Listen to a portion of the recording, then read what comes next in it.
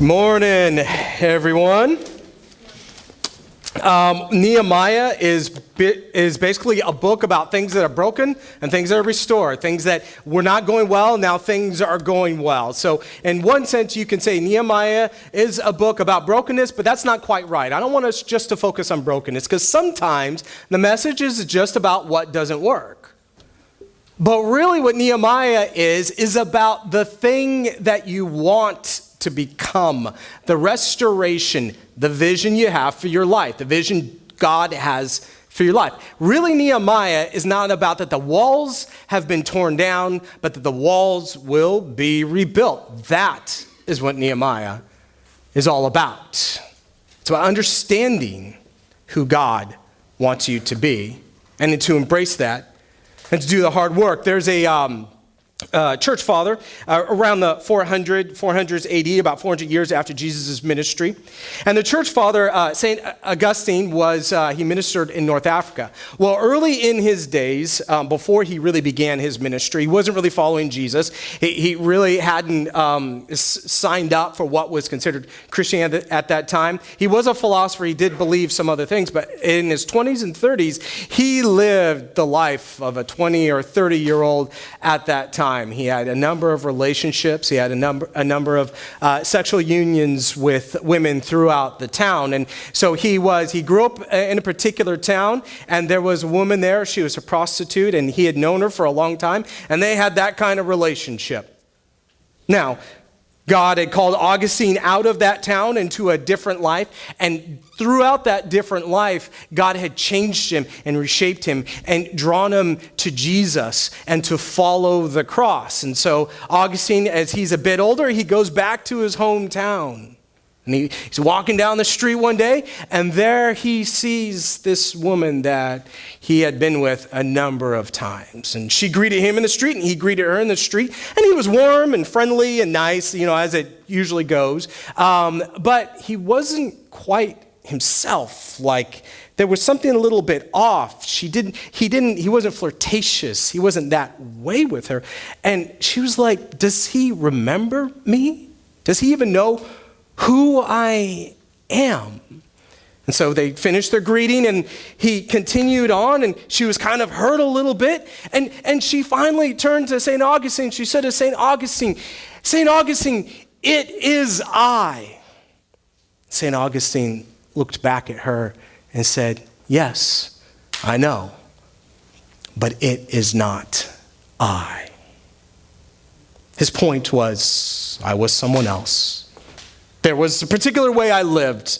There was a particular way I functioned and I operated, and that's who I was at that point. But the walls broken down in the story of Nehemiah, and God had so transformed me that there has very little to do with who I used to be and who I am today. And you guys, so for some of you guys, when you think about your lives, you have a vision. You want to be able to look and say, that's who I want to become, and I want to be that person, and I want to be able to look at others and say, yes, that's who I used to be, but it is no longer that person. Now this is who I am. So for some of us, it might be personal. Maybe it's your workplace where you're working right now. You want to see some real transformation. You could be a small business owner. Things are getting tough. You had a thought. You had a vision of where this thing was supposed to go, and it's starting to crumble down. And you are asking God to absolutely transform it. So maybe it's not personal. Maybe it's not character. Maybe it's your workplace. Maybe it's your family. Maybe it's a loved one. Whatever it is, we all have areas in our lives where things that kind of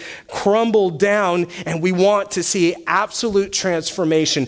And the word I would put with that, if we're standing here in the mess that we call our lives, and we're looking at where we want to go, what we are saying is, I want to be that person. I want to have a vision for my life. I want to be transformed. I want to be changed. I need a vision. Yesterday, I was at football game for one of our students, and I'm not going to call him out. I'm not going to embarrass him, but what I will say is that during youth group, he's a part of our youth group, and nothing against him, but he's a kid. He's a kid, right? He's just a boy. Comes to our youth group, talks about football a lot, loves football. That's all he ever tends to talk about, and He's also a quarterback on his team. And so I was like, yeah, okay, you love football, but whatevs. And then I went to the game yesterday, and there he was in his football helmet and his tights and his jersey. And he was, when he goes to youth group, he kind of just stands there. But when he was in his quarterback uniform, he was like this. And I kid you not, it was an impulse. I wanted to walk up to him and say, Mason, oh, sorry, Mason, I called you out. I wanted to say, Mason, can I have an autograph? Especially at the end of the game when he throws, he throws his pass. It's a touchdown pass. They go in the end, and I'm like, I'm his youth pastor. I love you, man. When I saw at this moment, I was looking at Mason, and he's looking back at me, and as I called his name out, he looks back at me, and you know what he says? It is I. He has a vision for his life. Similar for you guys. There's somewhere you're dealing with, it's that situation, you're tired of it, you want a better life, you want a vision for your life. The good news is Nehemiah is all about a vision for your life. See, in chapter 1, what we see is that Nehemiah is working for a king in a foreign country, a Persian king, not a great guy, a little scary to be around. And Nehemiah finds out in working in the court of the king that back home in Jerusalem, there's this city, and this city, Jerusalem, is being overrun by terrorists. And so Nehemiah is living the good life with this great king while his people back at home are being destroyed, and it breaks his heart, and he has that heart pain. That heart pain. And he says, God, we got to do something about this. So he lays himself out before God and says, God, help me. I need to go to this king, the king that I work for, who I know is heavily resourced and can help me. And so then we see in chapter 2 that he goes before the king, but there's two things he does when he goes before the king. He asks the king with his heart, but he plans with his head. He prays with his heart, but he plans with his head. He comes before the king, and he has a plan, and the plan is laid out. And essentially the plan is, King, you've got resources. I need resources because I need to go back to my old city because the walls are broken down. Because the walls are broken down, people can just march in and out. Terrorists can come in and out and do whatever they want. And I want to restore my old city. And the king says, what do you need? And essentially cuts him and gives him a blank check and says, do whatever you want. So now what we see with Nehemiah is he's kind of sorted all this stuff out. He's got some basic resources. He has a basic idea of what he wants to happen. But now we're going to get to the end of chapter 2, and what Nehemiah is going to do is he's going to drill down.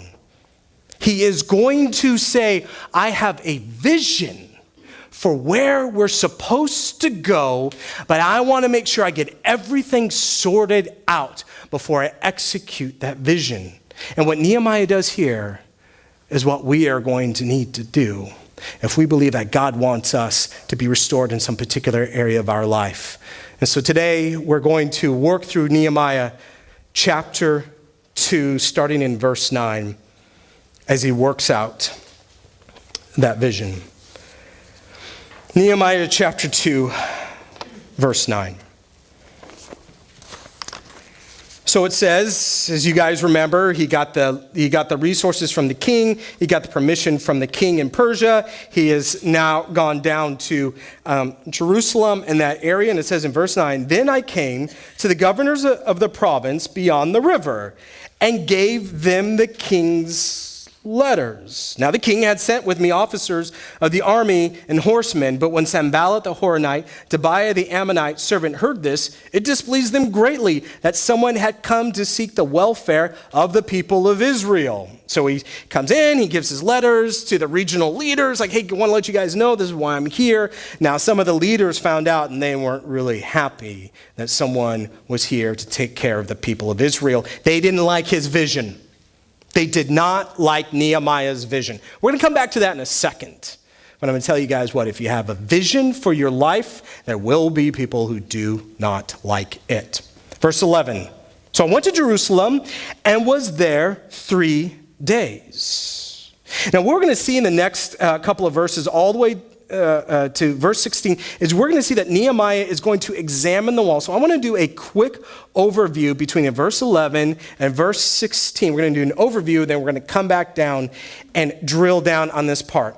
Now, in this overview, in your bulletins, you guys should have gotten this insert. So go ahead and open your bulletins right now. And it should be an insert, and it has a map of Jerusalem.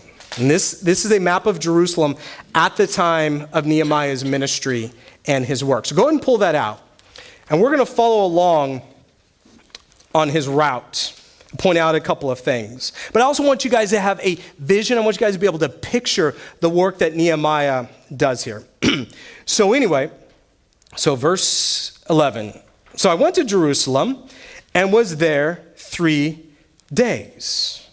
Then I arose in the night, I and a few men with me, and I told no one what my God had put into my heart to do for Jerusalem. There's no animal with me but the one on which I rode. I went out by night by the valley gate to the Dragon Spring. So the valley gate to the Dragon Spring. If you guys can see it, there is close to the top left, there's a section that says the Valley Gate, and it points down, back down to the town. Do you guys see that? The Valley Gate is written out, the remains of which were excavated, and it points down. So it's essentially the western side or the farthest side of the town, and that's where he starts. So he comes out of the Valley Gate by the Dragon Spring and to the Dung Gate. So he takes this path. He's all the way on the other side, and he takes this path all the way to the very tip, at the very bottom, where it comes to a point, and it actually says right there, Dung Gate. And they believe the Dung Gate was what it sounds like. It was the place of refuse. It was a place where they threw things out. And so we see that they go down to the Dung Gate, and I inspected the walls of Jerusalem that were broken down and its gates that had been destroyed by fire. Then I went on to the Fountain Gate. So what he does at this point is that little tip, he loops around to the other side of that little tip, and it says right there, the Fountain Gate was located in the southern part of the eastern wall, presumably close to the Siloam Pool. So he wraps around and comes back around on the other side. Then I went on to the Fountain Gate and to the King's Pool. Now, it's a little misleading here, but the Siloam Pool and the King's Pool is the same thing. If you guys see the little, it's a rectangle blue, there's a pool there. That is the King's Pool. But there was no room for the animal that was under me to pass. Then I went up in the night by the valley and inspected the wall, and I turned back and entered by the Valley Gate. So at this point, he comes back the way he started. So he's by that little pool, and he marches all the way up. Now, some of you guys are at this point, it's like, wait, I thought all the walls were broken down. I thought all the walls were broken down, so shouldn't he have inspected everything? But what you've just told me is he just inspected kind of one side of it. Well, we know that he will do more work throughout the city as he begins to do his work. But what you guys have to also understand topographically here, or the land and the way it's laid out, is that if you look at the side that he mainly stayed on, that side is kind of a flat area with a bit of a hill. The other side that he didn't really bother to address was this big mountain. You guys know it as the Mount of Olives. So there's this big mountain here, and then there's Jerusalem, and then there's kind of this flatter area. Which way do you think that the soldiers are going to march? Are they going to come down a mountain to a city, or are they going to take a more flat way to the city? They would take the more flat, the more of the plateau into the city. So what he wants to understand is, if I've got to do the work, where do I need to start? So he is laser focused on seeing his vision through. He wants to make sure he understands exactly what needs to be addressed first. So in his inspection of the city, there are a few things that I want to point out to you guys. Did you notice in verse 11 it says, so I went to Jerusalem and I was there 3 days. Then I rose in the night, I and a few men with me. And it says he didn't tell anyone. In fact, even the men that went with him, he didn't tell the men what he was doing. So he shows up in Jerusalem, he comes from the king of Persia, he's got some letters, but he's not really telling people what's going on. I think what's important here is the first thing we have to recognize. If we have a thing in our lives that has to be changed, that we need a vision, the first step is not to tell everyone and invite everyone into the conversation. Don't do that. Do not do that. Because not only will you invite your friends, you will invite your enemies into the conversation. You don't want to do that in the very beginning. In the very beginning, when you say, I know that something has to change and I'm going to do the hard work of doing it, the first thing that you want to do is take a retreat.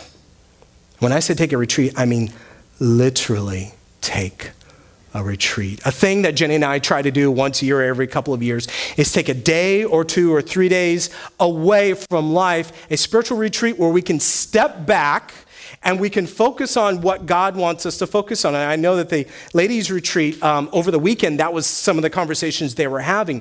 The reason that the retreat is absolutely important because you've got to get out of the troubles and the issues of today to fully see what's broken and has to be addressed. When you get to troubles and the issues like this all day long, what is your thought? Okay, I got to take care of that problem that is in front of me. You've got to be able to step back and see it as a whole and understand what's going on. And the only way you can do that is take a day or 2 or 3 days off. And some of you are saying, especially parents, like, that's a real funny joke, Pastor Kevin. Take 3, 4, 5 days off? Who's going to look after my kids? Who's going to, make sure they get fed? Who's going to whatever? I've got too much on my plate right now. And I will say, if the issue is that big of a deal, you can't afford not to. You can't afford not to. I would encourage you to see it as this. It's a hospital visit. What's that saying? It's as serious as a heart attack. It's a hospital visit. If for some reason you find yourself in a hospital because something has happened, you don't tell the doctor, well, I know I'm having a heart attack, but who's going to take my kids to school? I guess I need to go. Your family, your support network, your church should be able to help you out and say, we will look after whatever needs to be looked after so you can get away. Guys, if whatever is this serious is as serious as a heart attack, pretend that you're going to your own hospital, and the hospital is a retreat to deal with whatever's going on in life and to see that vision through. So the first thing he does is he takes a retreat. He goes at night. He doesn't tell anyone what's going on. He doesn't want to get the word out. He needs to assess it for himself. The next thing that we recognize is he needs to answer the question, how extensive is the damage? How extensive? I mean, he's got some basic resources already. He's got some lumber from the king, and the king cut a few checks so he can get some lumber to take care of it. But there's a lot more that's going on. He's going to need to know which part of the wall is crumbled down, how many workers he's going to have to hire, what kind of workers. You need someone to build the scaffolding, you need the mason workers, on and on and on. He needs to understand how extensive is the damage. When you are on this retreat for a couple of days, the first thing you have got to ask yourself is, how bad is it? Because again, you're in the middle of it most of the time. You're dealing with the junk most of the time. You don't really understand how bad it has gotten. But when you can take a step back and in this space that you've cleared away, you can answer the question, how bad is it? You have to answer that question because you got to know what resources you need to put in place to deal with it. But if you're not willing to recognize how bad it is, now this is what's so hard about this moment. There may be a reason you haven't wanted to look at how bad it is. This is judgment, self-condemnation. I let it get that far. My bills got that bad. My family is falling apart this much. Whatever it is, you don't want to go through that. But I will tell you, this is the most important part of this retreat. Because you will say, okay, it is this bad. But then God will step in and he will say, but I am this great. His grace will pour in at that moment. Anytime Jenny and I have done something like this is the moment where I sense God's grace. Yes, it is this bad, but I am this loving. And I am this powerful, and I will take care of you all the way. Don't worry about it. Just come to this place where you admit, okay, we have a problem. The problem is this big, but our God is bigger. The next thing I want to point out is he is asking the question, where can the enemy get in? Right? I mean, that's the whole point. That is why he is heartbroken, because his city with his people are defenseless. The enemy can get in. But he is really asking the question, where are the actual weaknesses? Where can the enemy march right into the town and do what he wants to do? And so at this point of the retreat, you are sitting down and you're asking yourself not only how extensive is the damage, but you're asking yourself, okay, where's my weaknesses? What's going on? Where does the enemy know that he can grab my heart and he can twist it and he can lead me wherever he wants to lead me? And I know, some of the conversations I've been having with God lately, and I've been asking that question, God, where is the enemy getting into my life? I know for me, one of the areas that the enemy just takes a hold of me and twists my heart is when, you're a part of a leadership team, myself and the elders and the leaders that you guys have seen around here, when we're working really hard and we're really trying to do God's work. And then you'll have an individual that comes in and they just have a list of, you're doing it all wrong. And Jenny's heard it, I'll get the list of, you're doing it all wrong.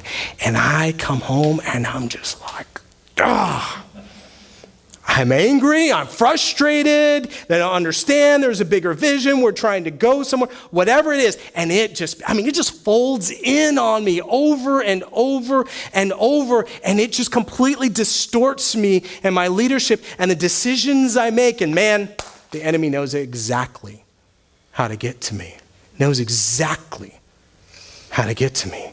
And parents, people come up and they just start criticizing your parenting over and over. The lady comes up and sees that your baby is fussy and says, the problem here is you don't swaddle the baby enough. And you're like, what the problem here is I'm about to commit a felony on your face if you don't back off. But then that's a moment of weakness and you start making decisions based upon all the critics of your life, instead of parenting the way you need to parent. We all have weaknesses. We all have ways that the enemy gets in and takes over. And you have to understand that when you do the work, the real work, and as you're on this retreat, that's the area you have to address. And that's the area I have to address. Ego's a little too thin there. Worried about what people think about you. Worried about making people happy. Kevin, don't worry about that. And it's the same for all of us. We have to understand where the enemy can get in and where we need to set up our defenses. And the last observation I want to make about this time, this inspection of the wall, is how much will it cost? He has to know. How many workers does he need? How long is it going to take? He needs to lay out a project, because he can't start something and not have enough resources and people to see the project through. He has to come to grips with how much will it cost. And you guys are going to have to do the same thing too.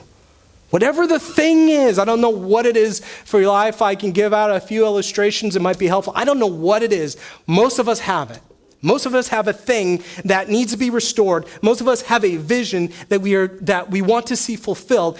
I don't know what that is, but you do, and you will have to count the costs. Get out a piece of paper and write it down. Invite whoever needs to be a part of that conversation. If you and your spouse are having this conversation, have it with them. If you and your friend are having this conversation, have it, if it's a pastor or ministry leader, whatever, and write down the costs. But here's the most important part of this. When you're writing down the costs, you need to finally write down, especially at the very end, it will cost me, and that's okay. It's worth it. It's worth it. It will cost me, and it's worth it. See, when we do not bother to count the costs, you will do all of this work up until this point. You don't count the costs. You get into it. You realize it's really draining your resources and what you have. And you have what at that moment? Sticker shock. You know what? I don't think I can do this. It's too much, too hard, it's too difficult, it's too whatever. But if you've already processed through, you know what? I am willing to, if we need to make some real financial commitments and we have got to cut out some things, and if we have to downsize our house, or if we have to, whatever needs to happen, I'm willing to pay what I need to pay to make the changes that I need to make. If you're ready for it, then you're not going to have that sticker shock. You will count the cost and you will know it's worth it. So he's examined the walls, but he does two other things here that I think is really important and I want to point out. Two other things he does here, starting in verse 17. He recruits his coworkers and he sends away his critics. He recruits his coworkers and he sends away his critics. Verse 17 says, "Then I said to them, you see the trouble we are in, how Jerusalem lies in ruins." So what he's done at this point is he's gathered the people. He's like, it's kind of that moment, right? Hey guys, okay, guys, yeah, you know, I'm here from Persia, but I'm one of you. Come here, you're probably wondering what's going on. I need to explain to you what this whole thing's about. And so he starts with essentially a speech. He said, when I said to them, you see the trouble we are in, how Jerusalem lies in ruins with its gates burned. Come, let us build the wall of Jerusalem that we may no longer suffer derision. So he does first thing is lays out the vision statement. We're going to build this wall. And this is what you guys need to do on your retreat. Make sure that you've laid out some type of whatever. We are going to build this wall. But then after the vision statement, he gives a purpose statement. He's like, we're going to build this wall, but this is why we're going to build this wall. That we may no longer suffer derision. That essentially people will not look down on us, because when they look down on us, they look down on God. We are God's glory, and if we have been brought low, then God's glory is brought low, and so we want to be raised up for his glory. In verse 18, and I told them of the hand of my God that had been upon me for good, and also of the words that the king had spoken to me. And they said, let us rise up and build. So they strengthened their hands for the good work. So he gives them the vision and he gives them the purpose, and they're like, and then they see that God is on his side, and they're like, let's go. Let's do it. Go get your coworkers. Whatever the vision is for your life, you can't do this alone. And sometimes that's our instinct, is to do it alone. Maybe it's shame. Maybe we don't want people to know whatever is going on. We don't want to let them in, because then we have to admit some things. Whatever it is, but we have to move beyond the shame and invite them in, because here's the thing. It may be that the people in your community, in your spheres of influence, have been asking God to serve in some powerful, significant way. And God has been setting up this meeting between you and the people in your spheres of influence. Maybe God is preparing their hearts to step in, to support, and to love on you. They are looking for a thing that they can do that is of significance. And you may be the one, and that might be humbling, but you're giving them the opportunity to be a blessing. One of the things I've really appreciated are the individuals that God has put in Cornerstone that have come alongside of the elders and come alongside the leadership and said, can I help? How can I help? What can I do? I was thinking about that the last couple of weeks, where we've got some things that we've been working on for a long time, and I thought to myself, in another time and place, I probably would have been discouraged with these particular challenges. Why am I not discouraged? Oh, because I can look to my left and I can look to my right, and I could see that there are coworkers and co-laborers who value and are passionate about the things that I value, and are passionate about the gospel, about the next generation, about reaching Northwest Indiana. One person I can point out, it's just very easy to point this guy out, is Mike Zimmer. Mike has been a real brother in arms, standing beside and helping with a humble spirit the whole time. And he was the first person that came to mind when I said, why am I not as discouraged as potentially I could be? Because someone like Mike Zimmer and someone like my wife, someone like the elders, someone like a number of you have stood there and have done the work and have been co-laborers. Go get your co-laborers. Don't do it alone. Don't do it alone. And honestly, whatever situation you're in, if there's a spouse that needs to be involved, then that might be the first person you should talk to. Of course, don't guilt them into it. Don't force them into it. Don't tell them you're doing it wrong. But invite them in and say, I need you to lead this family with me in whatever way needs to be led. But the second thing he does here is not, so he invites his co-laborers, but then he sends away his critics. Verse 19, but when Sanballat the Horonite and Tobiah the Ammonite servant and Geshem the Arab heard of it, they jeered at us and despised us and said, what is this thing that you are doing? Are you rebelling against the king? See, these critics know exactly how to get to Nehemiah. They're saying, oh, you snuck out here. You didn't really tell the king what was going on. And you're starting to build the city of Jerusalem. You know the Persian kings don't like it when Jerusalem's being rebuilt. You know that you have a history here. You're rebelling against the king. And I love his response. He doesn't get defensive. He doesn't try to explain that, no, he and the king are like this and you shouldn't worry about it. He goes on to say, then I replied to them, the God of heaven, doesn't even deal with the king. I don't care about the king. The God of heaven will make us prosper, and we, his servants, will arise and build. So he just gives them the vision statement.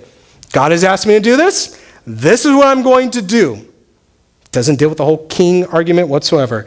But then he says, but you have no portion or right or claim in Jerusalem. He says, you're not a part of this vision.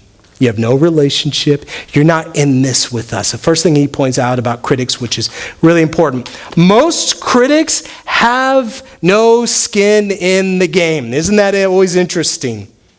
The thing you're working on and that you have a vision toward, most critics have no skin in the game. They just feel like they're self-designated critic, that they just like to walk around and tell everyone they're doing it wrong. So at that moment, when that critic approaches you and starts wagging their finger, remind yourself this person has no skin in the game. I don't care what they have to say. They don't share my vision. They're not a part of my family. They're not a part of what we're doing here. So I don't have to listen to them. But the second thing is, after you've said that to yourself, say it to them. You know what? You're not a part of this. So back off. You are not a part of this. So back off. I just got an illustration I wasn't even planning on sharing. This is fun. All right. As an intern with, I've had a couple of internships, and one of the internships, I got to be in the same room with Chuck Swindoll. I wasn't his intern, but I was in the room, one of the interns, and he was there. And they were doing this thing like, hey, how can we make our church grow? And we were having conversations around the table, and they brought in this outside expert. This outside expert, he comes in, and he's done this assessment, and he's done a demographic study, and blah, blah, blah, blah, blah, blah, blah, blah, blah. It's so funny. I love it. So he gets up there, and, he's this kid. He's 25, 26, and he stands up there, and he's, I don't know if you guys know Chuck Swindoll, but if you don't know him, he's been a preacher for 3 times as long as that kid's been around. And he stands up in front of everyone, and he just has this attitude as he's talking about the demographic study and what needs to happen. He's like, well, here's the thing. You need to love Jesus. And according to what we're seeing in this study, you don't love Jesus as much as you could. And I'm watching Chuck. It's like, and so these are the 3 ways that you, Chuck, and church can love Jesus. Point 1. And Chuck looks at this kid. I love this. Back off! Back off! The kid's like, and he's like fumbling, he's like, we know that we need to love Jesus. Back off. Anything else? No, I'm good. He sits back down. And it was not that you cannot get outside advice and outside critique. They had invited this person in to communicate these things. But he was coming in with the kind of tone of, I've never been a part of this, and I'm going to tell you guys how to do it. You're all doing it wrong. You need to do it right. And you're allowed to do that. If the person really has no skin in the game, then they have no reason they should be critiquing what you're doing. Of course, your loved ones, the people that are a part of your life, the people that are invested, the people, your co-laborers, obviously should and must have a voice. But when these outsiders come in, you have permission to say, back off. You can even bug your eyes out. It works.